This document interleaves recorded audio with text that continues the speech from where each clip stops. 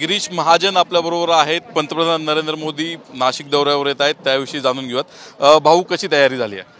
अतिशय जोरात तयारी आपण बघतात या ठिकाणी पोस्टर बॅनर सगळे ध्वज, पण राजकीय पक्षाचे नाही तर आता जय श्रीरामचे ध्वज या ठिकाणी लागलेले आहेत। प्रभू रामचंद्रांची प्रतिमा सगळ्या झेंड्यांवर या ठिकाणी आहे आणि लोकांमध्ये कमालीचा उत्साह नाशिककरांमध्ये या ठिकाणी आहे।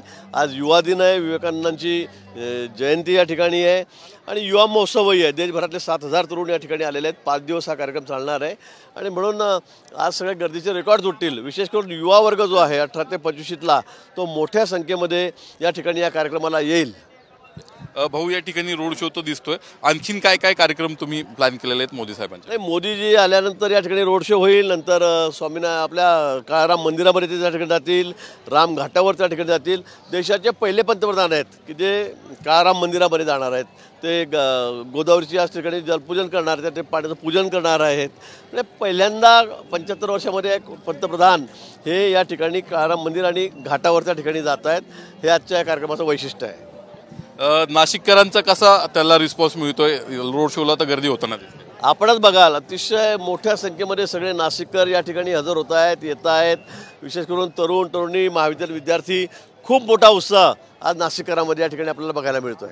रोड शोचा हा जो पूर्ण रस्ता आहे त्यामध्ये जय श्रीरामचे झेंडे लावलेले दिसत आहेत, रामनामाचा घोष केलेला आहे। तर मी तेच सांगितलं की आज पॉलिटिकल पार्टीला सोडून आज युवा दिन पण आहे, स्वामी विवेकानंदांची जयंती आहे आणि 22 तारखेला अयोध्येमध्ये एक आपण बघितलं की भव्य दिव्य असा कार्यक्रम आहे, ऐतिहासिक असा कार्यक्रम आहे।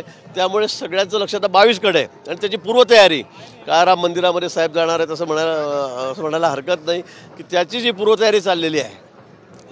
हे होते गिरीश महाजन। पंतप्रधान नरेंद्र मोदी यांच्या दौऱ्याविषयी त्यांनी सांगितलेलं आहे। नाशिककरांमध्ये मोठा उत्साह आहे। 22 तारखेला राम जन्मभूमी राम मंदिराचं जी प्राणप्रतिष्ठा होणार आहे त्याची तयारी या ठिकाणी काळाराम मंदिराची होत आहे असं महाजन यांचं म्हणणं आहे। कॅमेरामन किरण कादळसह नितीन पाटणकर, साम टीव्ही न्यूज, नाशिक। देश विदेशातील प्रत्येक घडामोडींचे लाईव्ह अपडेट मिळवण्यासाठी आता साम टीव्हीच्या सर्व सोशल मीडिया प्लॅटफॉर्मला लाईक, फॉलो आणि सबस्क्राईब करा। तसंच सर्व नोटिफिकेशनसाठी बेल आयकॉन प्रेस करायला विसरू नका।